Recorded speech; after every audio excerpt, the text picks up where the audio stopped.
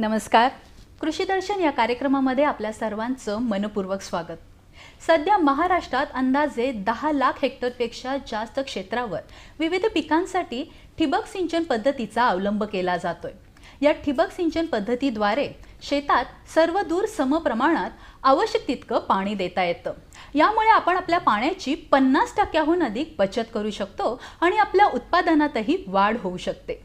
परंतु हे सगळं तेव्हाच शक्य आहे जेव्हा आपण या ठिबक सिंचनाची योग्य तऱ्हेने काळजी घेऊ आणि त्याची योग्य निगा राखू.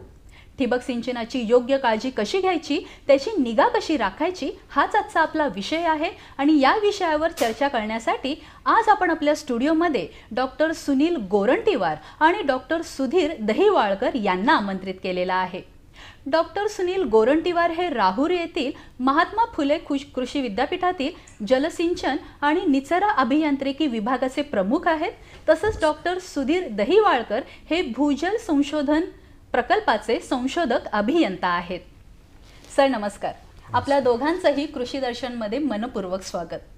सर, आज सर्वत्र ठिबक सिंचन प्रणालीची चर्चा आहे, त्यामुळे सर्वात प्रथम मला हेच जाणून घ्यायचंय की ठिबक सिंचन प्रणाली म्हणजे नेमकं काय, या प्रणालीबद्दल तुम्ही आम्हाला काय सांगाल? प्रथम ठिबक सिंचन प्रणालीविषयी माहिती घेण्यापूर्वी मी असं म्हणेल की पिकाला पाणी देण्याच्या ढोबळमानाने 3 पद्धती आहेत.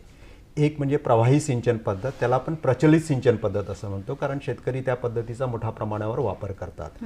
या पद्धतीमध्ये पाणी जे आहे पाण्याच्या स्तोत्रापासून म्हणजे विहीर असेल किंवा तळं असेल तिथून ते पाणी चरांच्या सहाय्याने शेतामध्ये आणलं जातं आणि शेतामध्ये ते पसरवलं जातं. दुसरी सिंचन पद्धत जी आहे ती तुषार सिंचन पद्धत. या तुषार सिंचन पद्धतीमध्ये परत पाणी विहिरीपासून किंवा त्याच्या स्तोत्रापासून हे पाईपमधनं किंवा नळ्यांमधनं शेतामध्ये आणलं जातं आणि एकदा शेतामध्ये आणल्यानंतर ते दाबाखाली एका विशिष्ट तोटीच्या साहाय्याने किंवा नोझलच्या साहाय्याने फवाऱ्याने ते दिलं जातं, म्हणजे जसं पाऊस पडतो त्या रूपाने दिलं जातं. आणि तिसरी सिंचन पद्धत ही म्हणजे ठिबक सिंचन पद्धत. या ठिबक सिंचन पद्धतीमध्ये पाण्याच्या स्तोत्रापासून म्हणजे विहिरीपासून नळ्यांचं जे जाळं असते त्या जाळ्याच्या साहाय्याने शेतामध्ये आणलं जातं आणि एकदा शेतामध्ये आल्यानंतर आपण मुळाची जी कक्षा असते त्या कक्षेमध्ये तोटीच्या साहाय्याने थेट त्या कक्षेमध्ये पाणी दिलं जातं. तर त्यामुळे काय होतं की आपण ज्या 2 पद्धती बघितल्या त्या 2 पद्धतीमध्ये पाण्याचा बराचसा अपव्यय होतो. अपव्यय म्हणजे काय होतं की झिरप्याद्वारे पाणी जे आहे ते वाया जातं, अतिरिक्त बाष्पीभवनाने पाणी वाया जातं, खोलवर जो निचरा होतो त्यामुळे पाणी वाया जातं. परंतु ठिबक सिंचन पद्धतीमध्ये जे आहे ते पाणी आपण थेट मुळाच्या कक्षेमध्ये पाईपच्या सहाय्याने आणून टाकतो, त्यामुळे पाण्याची मोठ्या प्रमाणावर बचत होते. त्यामुळे तुम्ही सुरुवातीला जे सांगितलं आहे की ठिबक सिंचन पद्धतीद्वारे पाण्याची 50% बचत होते, तर आपल्याला ठिबक सिंचन पद्धतीद्वारे 50% किंवा त्यापेक्षा जास्तही बचत होते. त्यानंतर ठिबक सिंचन पद्धतीने जेव्हा आपण पाणी देतो आपल्याला पाण्यावर पूर्णपणे नियंत्रण ठेवता येतं. म्हणजे जर मला आज डाळिंबाचं झाड आहे त्याला 30 लिटर पाणी द्यायचं आहे तर मी 30 लिटर पाणी बरोबर मी त्या डाळिंबाच्या पिकाला देऊ शकतो. म्हणजे पिकाला गरजेप्रमाणे पाहिजे तेवढा पाणी देत असल्यामुळे मी जो जमिनीचा आहे ती जमीन नेहमी वापसावर ठेवता येतं आणि जमीन नेहमी वापसावर असल्यामुळे पिकाला ताण बसत नाही, त्यामुळे पिकाच्या उत्पादनामध्ये सुद्धा वाढ होते. आम्ही जे महात्मा फुले कृषी विद्यापीठ राहुरी आणि इतर विद्यापीठामध्ये जे संशोधन केलं आहे त्याद्वारे असं दिसून आलं की पिकाच्या उत्पादनामध्ये 25% वाढ पण होते.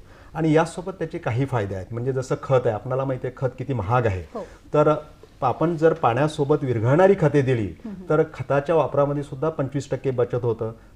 त्यानुसार आपल्याला तणावर नियंत्रण पण ठेवता येतं आणि मजुरांच्या संख्येमध्ये सुद्धा बचत होतं. तर आपल्याला ठिबक सिंचन पद्धतीचे एवढे अनेक फायदे आहेत. परंतु हे जर आपल्याला सर्व फायदे घ्यायचे असेल तर ठिबक सिंचन पद्धतीचे जे विविध घटक आहे, कारण हे संपूर्ण आपण पाणी स्तोत्रापासून तर मुळाच्या कक्षेमध्ये आणतपर्यंत आपल्याला पंप पाहिजे, नळ्यांचं जाळं पाहिजे, म्हणजे पाईप नेटवर्क आहे, विविध प्रकारचे पाईप असतात, तोट्या आहेत, गाळण्या आहेत, खतं देण्याची संयंत्रे आहेत. तर त्या सर्वांचा आपल्याला योग्य प्रकारे वापर, त्याची मांडणी आणि त्याचं आरेखन हे व्यवस्थित करणं आवश्यक आहे. आणि हे सर्व झाल्यानंतर आपण त्याची योग्य ती निगा व काळजी घेतली पाहिजे. मगच हे जे ठिबक सिंचन पद्धतीचे अपेक्षित फायदे आहेत, पाण्याची बचत किंवा सर्वदूर समप्रमाणात जे पाणी मिळतं ते आपल्याला मिळू शकतं. मग बरोबर. सर, एखाद्या शेतकऱ्याला जर आपल्या शेतामध्ये ठिबक संच बसवायचा असेल तर तो बसवताना त्याला नेमकं काय करावं लागेल, त्याला काय काळजी घ्यावी लागेल? तर ठिबक सिंच बसवताना आणि बसवल्यानंतर आपल्याला ठिबक संचाची काळजी घ्यावी लागणार आहे. आणि ती काळजी घेतली तरच मग मी असं म्हणेल की ठिबक सिंचन पद्धतीचे आपल्याला अपेक्षित फायदे मिळेल, नाहीतर मग आपल्याला फायदे मिळू शकणार नाही. उदाहरणार्थ साधारणतः ठिबक सिंचन पद्धत ही 84-85च्या आसपास आपण महाराष्ट्रामध्ये राबवायला सुरुवात केली, पण सुरुवातीचा काळ असा होता की ठिबक सिंचन पद्धतीला अनुदान मिळूनसुद्धा शेतकरी त्या पद्धतीचा अवलंब करत नव्हते. कारण आपल्याला मांडणी शेतामध्ये कशी करायची, ती मांडणी करण्यासाठी काळजी कशी घ्यायची हे आपल्याला त्याविषयीचं ज्ञान हे संपूर्णपणे माहिती नव्हतं. तर याविषयी मी एक थोडक्यामध्ये 2-3 मुद्दे असे सांगेल की पाणी आपण तोट्याच्या साह्याने प्रत्यक्ष शेतामध्ये जे दिल्या जातं ती एक तोटी एक महत्त्वाचा घटक आहे आणि त्यामध्ये तोटीचा प्रवाह हा साधारणतः एका तासाला 4 लिटरपेक्षा कमी असावा. बऱ्याच वेळा शेतकरी 8 लिटर 12 लिटर 16 लिटर प्रवाहाच्या तोट्या वापरतात आणि त्यामुळे मग आपल्याला ठिबक सिंचन पद्धतीचा अपेक्षित फायदा मिळू शकत नाही. त्यानंतर 2 तोट्यामधील अंतर किती असायला पाहिजे, म्हणजे जे ओळीत घेणारी पिकं असतात ऊस किंवा भाजीपाला यामध्ये 2 तोट्यामधील अंतर हे महत्त्वाचं आहे आणि ते जमिनीच्या प्रकारावर अवलंबून असते. साधारणतः हलक्या जमिनीमध्ये आपण ते 1 ते 1.5 फूट ठेवतो, मध्यम जमीन असेल तर 1.5 ते 2 फूट आणि भारी जमीन असेल तर 2 ते 2.5 फूट एवढं ते त्याचं अंतर असते. सुधीर सर, ठिबक संच बसवल्यानंतर तो त्याच्या कार्यक्षमतेप्रमाणे कार्य करत आहे की नाही हे शेतकऱ्यांनी कसं ओळखायचं? शेतकरी बंधूंनी ज्यावेळेस ठिबक संच बसवतात, सर्वात महत्त्वाचं म्हणजे शेतकरी बंधूंनी त्या ठिबक सिंचनाकडे रोज लक्ष दिलं पाहिजे. म्हणजे साधारणतः आपण असं म्हणूया की त्याने ठिबक सिंचन संच बसवला की त्याची समजा ती उपनलिका जी आहे, उपनळीवर आपण तोट्यात टाकलेले असतात, तर त्याने काय करायचं की साधारणतः दर महिन्याला पहिली तोटी जी आहे त्या पहिल्या तोटीचा आणि शेवटच्या तोटीचा, त्या उपनळीवर असलेल्या शेवटच्या तोटीचा प्रवाह साधारणतः मोजायचा म्हणजे ते अतिशय सोपं आहे की त्याने घरामध्ये एखादं बाऊल घेऊन की आपल्याला बाऊल घेतल्यानंतर साधारणतः आपल्याला माहीत असतं की आपण किती लिटरच्या तोट्या बसवल्या. साधारणतः समजा आपण म्हटलं की आपल्या तोट्यात 4 लिटर प्रति तास याने आपल्याला प्रवाह मिळतोय. मग त्याने साधारणतः संच चालू केल्यानंतर बाऊल घेऊन पहिल्या तोटीच्या द्वारे एक साधारणतः 5-1 मिनिटापर्यंत त्या बाऊलमध्ये पाणी गोळा करायचं संच चालू झाल्यानंतर. त्याचप्रमाणे शेवटच्या तोटीजवळ जाऊन तिथे बाऊलमध्ये 5-1 मिनिटं पाणी घेऊन त्याहून आपल्याला 5 मिनिटाहून एका तासाला ती किती प्रवाह देते याची आपल्याला कल्पना येऊ शकते. महत्त्वाचं कसं आहे की पहिली तोटी आणि शेवटची तोटी यामधला जो प्रवाह आहे याच्यामध्ये शक्यतो 10% जास्त फरक नकोय. म्हणजे उदाहरणार्थ 4 लिटर प्रति तासाची तोटी आपण बसवलेली आहे, तर पहिल्या तोटीला जर आपल्याला 4 लिटर प्रवाह येत असेल तर शेवटच्या तोटीला तो 3.5 लिटर प्रवाह आलाच पाहिजे. त्यापेक्षा जर कमी प्रवाह येत असेल याचा अर्थ आपल्या संचामध्ये काहीतरी प्रॉब्लेम आहे. म्हणजे त्या अंशतः तो संच ते आपल्याला व्यवस्थित जसं अपेक्षित कार्य करायला पाहिजे ते आपल्याला देत नाहीये. ही ढोबळमानाने आपल्याला लगेच त्याहून कल्पना येते. सर, मग संच त्याच्या अपेक्षेप्रमाणे जर कार्य करत नसेल तर ह्याची नेमकी काय कारणं असू शकतात? बरोबर आहे. आता संच जो आहे आपण बऱ्याच वेळा पाहतो की संच अपेक्षित प्रमाणे चालत नाहीये, कार्य करत नाही, किंवा बऱ्याच वेळा संच हा बंद पडत असतो. म्हणजे अंशतः बंद पडतात तोट्यात. संच बंद पडतो म्हणजे तोट्याद्वारे जे पाणी येतंय याला अशी तशी विविध कारणं आहेत. अशी जी विविध कारणं मी म्हणेल आपण एक 3 प्रकारामध्ये याची विभागणी करूया. यामध्ये पहिला प्रकार जो आहे की भौतिक कारणामुळे तो बंद पडू शकतो. दुसरं जे आहे ते रासायनिक कारणं आणि तिसरं जैविक कारणं. आता भौतिक कारण याला सगळ्यात महत्त्वाचं म्हणजे पाणी, कारण ठिबक सिंचनाद्वारे आपण पाणी देत असतो, तर पाणी हे सर्वात महत्त्वाचा घटक आहे. तर भौतिक याच्यामध्ये ज्या ठिकाणून आपण तो पाण्याचा स्रोत आहे, ज्या ठिकाणचं पाणी आहे, उघडं आहे किंवा बंद किंवा बोरवेलचं पाणी आहे, त्या पाण्यामध्ये काही वेळेस मातीचे कण असतात, वाळूचे कण असतात, काडी कचरा पालापाचोळा असे हे जे भौतिक घटक आहेत हे त्यामध्ये असतात. तर हे काय होतं, हे पाण्याबरोबर वाहत जाऊन पाईपाद्वारे त्या तोटीच्या तिथे जाऊन अडकून बसतात आणि त्यामुळे तोट्या अंशतः बंद पडू शकतात जर तुमची गाळण यंत्रणा व्यवस्थित नसेल तर. आता दुसरा मुद्दा जो महत्त्वाचा आहे तो रासायनिक. होतं काय की पाणी जर शेतकरी बंधूंनी क्षारयुक्त पाणी जर आपण असेल ते जर आपण ठिबक सिंचनावर देऊ शकतो, नाही असं नाही, परंतु जर क्षारयुक्त पाणी असेल तर होतं काय की त्या पाण्यामध्ये काही क्षार विरघळणारे असतात, काही क्षार विरघळत नाही. जे विरघळणारे क्षार असतात ते पाण्याबरोबर वाहून त्यामध्ये विरघळतात आणि ज्यावेळेस आपण संच चालवल्यानंतर अपेक्षेप्रमाणे पाणी दिलं पिकाला आणि आपण संच बंद करतो. बंद ठेवलेल्या कालावधीनंतर त्या कालावधीमध्ये होतं काय की सूर्यप्रकाशामुळं त्या नळ्यांमधलं जे पाण्याची उष्णतेमुळे वाफ होते आणि ते जे क्षार विरघळले असतात त्याचा साका तयार होतो आणि असा हा साका साधारणतः तोट्याच्या आजूबाजूला तोंडाशी तो साचतो आणि त्यामुळं तोट्या जे आहे अंशतः बंद पडण्याची शक्यता असते. मग तिथून प्रवाह आपल्याला अपेक्षित प्रमाणे मिळत नाही. आणि तिसरं जे म्हटलं मी की जैविक कारण म्हणजे आपल्याला माहिती आहे की पाण्यामध्ये जर उघडा स्रोत असेल पाण्याचा त्या ठिकाणी सूर्यप्रकाशामुळे शेवाळाची वाढ होऊ शकते किंवा त्यामध्ये अतिसूक्ष्म सूक्ष्म आपण जे म्हणतो असे आढळतात किंवा कीटक, मुंग्या, कोळी असे हे जे सूक्ष्म जीवाणू असतात हे पाण्याबरोबर वाहत जातात याच्या पाईपाद्वारे आणि जर तुमची गाळण यंत्रणा व्यवस्थित नसेल तर हे पुन्हा त्या तोट्याद्वारे जाऊन अडकून पुन्हा त्या तोट्या अंशतः बंद पडू शकतात. मग आपण त्यावेळेस आपल्या लक्षात येतं की जसं मी मगाशी म्हणालो की आपल्याला हे कधी लक्षात येतं की आपण साधारणतः दर महिन्याला शेतकरी बंधूंनी ते पाहिलं पाहिजे की आपण ज्या ठिकाणी प्रवाह मोजला होता त्याच ठिकाणी पुन्हा प्रवाह बघायला पाहिजे. जर 10% जास्त फरक असेल तर मग आपल्या लक्षात येतं की प्रवाह म्हणजे संच चांगलं काम करत नाहीये. सुनील सर, असं सुधीर सरांनी जसं सांगितलं की काही भौतिक कारणांमुळे ठिबक सिंचनाची कार्यक्षमता मंदावते, कमी होते किंवा बंदही पडतात. तर असं होऊ नये यासाठी शेतकऱ्यांनी नेमक्या काय काय उपाययोजना केल्या पाहिजेत? तर मी असं म्हणेल की पाणी कितीही स्वच्छ असेल तरीही शेतकऱ्यांनी एक प्रकारची गाणी वापरायलाच पाहिजे. त्याला आपण प्रायमरी फिल्टर किंवा प्राथमिक गाणी असं म्हणतो आणि त्याचे 2 प्रकार आहे. एक म्हणजे स्क्रीन फिल्टर, त्याला आपण जाळीची गाणी असं म्हणतो आणि दुसरं म्हणजे डिस्क फिल्टर, त्याला आपण चकत्याची गाणी असं म्हणतो. तर जाळीच्या गाणीमध्ये एक जाळी असते आणि जेव्हा पाणी हे प्रणालीद्वारे गाणीपर्यंत येतं तेव्हा ती जाळी जी आहे तो काडी कचरा किंवा गाळ तो बाजूला काढतो आणि गाळविरहित पाणी हे आपल्याला नोझलपर्यंत जातं. आणि तसंच चकत्याच्या गाणीमध्ये आहे. चकत्याची जी गाणी आहे त्यामध्ये बऱ्याचशा चकत्या एकमेकावर ठेवलेल्या असतात आणि पाणी जे आहे ते 2 चकत्यामधून ते आत जात असतं आणि कचरा जो आहे तो चकतीवर अडकलेला असतो. तर ही जी प्राथमिक गाणी आहे ते वापरणं अतिशय आवश्यक आहे. पण या गाण्या वापरताना त्याची काही काळजी पण घेणं आवश्यक आहे. म्हणजे उदाहरणार्थ आपण जर गाण्या स्वच्छ केल्या नाही तर काडी कचरा त्या गाणीवर अडकून मग आपल्याला प्रवाह जो आहे तो फार कमी प्रवाह मिळू शकतो, कमी दाबावर प्रवाह मिळतो. त्यामुळे मला शेतकरी बंधू भगिनींना असं सांगायचं आहे की त्यांनी गाणी जी आहे ती दिवसातून एकदा उघडून स्वच्छ करून परत ती चकत्या किंवा जी जाळी आहे ती योग्य ठिकाणी लावायला पाहिजे. जर त्यांना दररोज उघडायचं नसेल तर बऱ्याच वेळा ज्या गाण्या मार्केटमध्ये विकत मिळतात आपण गाणीच्या अगोदर आणि नंतर दाबमापक यंत्र बसवू शकतो आणि त्या दाबमापक यंत्राचा आपण दाब मोजला पाहिजे आणि जेव्हा तो दाब 2 मीटरपेक्षा जास्त होईल तेव्हा आपण ती गाणी स्वच्छ करायला पाहिजे.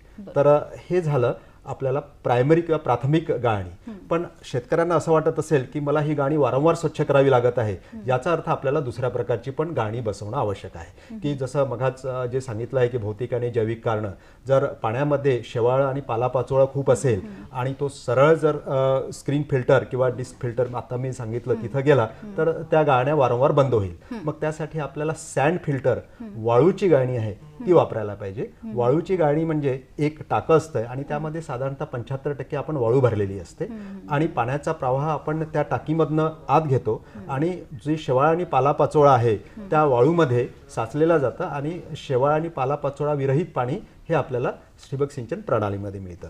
पण या सुद्धा गाण्या वापरताना एक काळजी घ्यायला पाहिजे असते की आपल्याला ही गाणी स्वच्छ करायची असते. म्हणजे उदाहरणार्थ आठवड्यातून 1 वेळा आपण ते टाकं उघडून त्यामध्ये जी वाळू आहे ती वाळू हाताने मिसळून घ्यायची असते आणि ती मिसळल्यानंतर एक आपण त्यातनं उलटा प्रवाह, त्याला बॅक फ्लशिंग असं म्हणतो, की जेणेकरून जो कचरा आहे तो आपल्याला त्या गाणीच्या बाहेर काढू शकतो आणि आपण हे आठवड्यातून 1 वेळा करायला पाहिजे.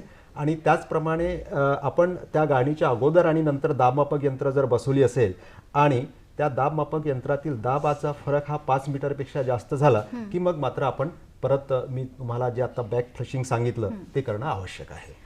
सर, बऱ्याच वेळा ठिबक सिंचनाच्या तोट्यामध्ये क्षाराचा साका आढळतो, त्यामुळे तोट्यामधून जितकं पाणी पडायला पाहिजे तितकं पडत नाही किंवा पाण्यावर जे शेवाळ असतं त्या शेवाळ्यामुळे सुद्धा या सिंचनाची कार्यक्षमता मंदावते.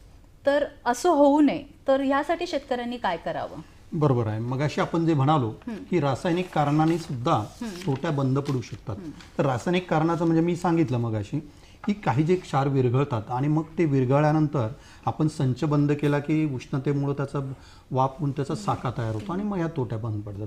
अशा वेळी आपण जसं पाण्याची तपासणी करतो, अशा तपासणीनंतर आपल्या लक्षात येतं की साधारणतः त्या पाण्यामध्ये 75 ते 100 मिलीग्रॅम प्रति लिटर जर आपल्याला हे बायकार्बोनेट्स किंवा क्षार आढळले, याचा अर्थ आपल्याला तिथे दुसऱ्या उपाययोजनाची गरज आहे. मग अशा वेळी उपाययोजना करताना काय करायला पाहिजे, तर याला सर्वात महत्त्वाचं म्हणजे रासायनिक कारणाने जर बंद पडत असेल तर त्याला आपण आम्ल प्रक्रिया केली पाहिजे. तर शेतकरी बंधूंना माहीत असेल की यामध्ये आम्ल प्रक्रिया करताना हायड्रोक्लोरिक ॲसिड, त्याला आपण HCl म्हणतो, असं हायड्रोक्लोरिक ॲसिड बाजारामध्ये आपल्याला उपलब्ध होतं. परंतु त्याची प्रक्रिया करताना एक महत्त्वाचं आहे की 35% तीव्रतेचं हायड्रोक्लोरिक ॲसिड आपण घ्यायचं आणि हे 35% तीव्रतेचं घेतल्यानंतर आपला जो संच आहे त्या संचामध्ये ते पाणी आपल्याला आम्लयुक्त पाणी मिसळायचं आहे. तर आपण 10 ते 20 लिटर पाण्यामध्ये साधारणतः 10 ते 20 ml मिलीलिटर इतकं ॲसिड टाकायचं आणि असं आम्लयुक्त पाणी आपल्या संचातून म्हणजे तुमचं व्हेंचुरी असेल किंवा पंपाद्वारे हे आपल्या संचाद्वारे पाठवायचं, म्हणजे आपल्या सिस्टीममध्ये प्रणालीमध्ये ते पाठवायचं आणि साधारणतः असं आम्लयुक्त पाणी 30 ते 40 मिनिटं चालवायचं संचामध्ये. हे झाल्यानंतर तो संच पूर्णपणे मग बंद करून 24 तास तो संच बंद ठेवायचा आणि बंद झाल्यानंतर नेक्स्ट डे दुसऱ्या दिवशी आपण मग तो संच पुन्हा चांगल्या पाण्याने, चांगल्या दाबयुक्त पाण्याने पुन्हा धुवून काढायचा. मग जसं मी मगाशी म्हणालं की तुमच्या ही क्रीप आम्ल प्रक्रिया झाल्यानंतर आपल्या लक्षात येईल की पुन्हा तुम्ही जाऊन पहिल्या तुटीजवळ किंवा शेवटच्या तुटीजवळ प्रवाह जर आपण मोजला तर आपल्या लक्षात येतं त्यामध्ये वाढ झाली की नाही. तसं जर तुम्हाला थोडंफार असं वाटलं की अजूनही याच्यामध्ये बंद पडलेला आहे तर पुन्हा आपण त्याला आम्ल प्रक्रिया जसं आत्ता सांगितलं त्याप्रमाणे पुन्हा द्यायची. अशा रीतीने आपण हा रासायनिकचा प्रश्न सोडवू शकतो. आणि रासायनिक सोबत जे आहे जैविक सुद्धा आहे. म्हणजे जेव्हा आपल्याला सूक्ष्म जीवाणू वगैरे तोट्यावर जाऊन बसतात, शेवाळं जाऊन बसतात, तेव्हा आपल्याला तोट्या बंद पडू शकतात. मग त्यासाठी जसं देवालकर सरांनी आता सांगितलं की आपल्याला ॲसिड प्रक्रिया करावी लागते, मग आपल्याला क्लोरीन प्रक्रिया करावी लागते. तर त्या क्लोरीन प्रक्रियामध्ये आपण काय करत असतो की क्लोरीन हे ब्लिचिंग पावडरद्वारे आपल्याला ते द्यावं लागतं आणि क्लोरीन देत असताना आपल्याला त्या क्लोरीनची तीव्रता ही वेगवेगळी ठेवायची असते. म्हणजे उदाहरणार्थ काही प्रिव्हेंटिव्ह मेजर आहेत. म्हणजे आपल्याला जरी संच बंद पडत नसेल किंवा तिथं काही जैविक काडी कचरा नसेल, सेंद्रिय पदार्थ नसेल, तरी पण साधारणतः नियमितप्रमाणे 1 ते 2 ppm म्हणजे 1 मिलीग्रॅम प्रति लिटर या तीव्रतेने आपल्याला क्लोरीन सोडायचं असते. त्यानंतर दुसरं म्हणजे जेव्हा सेंद्रिय पदार्थ तिथं जमा झालेले असतात तेव्हा आपल्याला 10 ते 20 ppm या तीव्रतेने क्लोरीन सोडायचं असते आणि जेव्हा आपल्याला सेंद्रिय पदार्थ विरघळायचे असतात तेव्हा आपल्याला जास्त तीव्रतेने क्लोरीन सोडायचं असते. म्हणजे 500 ppm या तीव्रतेने आपल्याला क्लोरीन सोडायचं असते. म्हणजे 1 ते 2 तीव्रता, 10 ते 20 तीव्रता आणि 500 ppm तीव्रता. मग यासाठी आपण ब्लिचिंग पावडर किती वापरायची हे एक महत्त्वाचं आहे. साधारणतः ब्लिचिंग पावडरमध्ये क्लोरीन हे 35% असतं किंवा 70% असतं.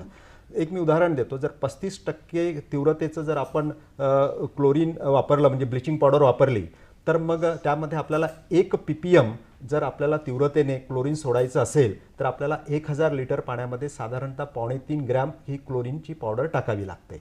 जर मला 10 ppm तीव्रतेने द्यायचं असेल तर मग मला साधारणतः 27-27.5 ग्रॅम मला त्यामध्ये क्लोरीन 1000 लिटर पाण्यात टाकायचं असते आणि मग आत्ताच सांगितल्याप्रमाणे त्या तीव्रतेचं पाणी संचातून आम्ही साधारणतः 20 ते 25 मिनिट सोडायचं आणि एकदा ते पाणी सोडल्यानंतर मग आपण संचातून स्वच्छ पाणी सोडायचं आणि एकदा ही प्रक्रिया पूर्ण झाल्यानंतर परत संचाचा प्रवाह बघायचा आणि तो प्रवाह व्यवस्थित असेल तर ठीक आहे, नाहीतर मग आपल्याला क्लोरीनची प्रक्रिया परत करावी लागेल. बरोबर.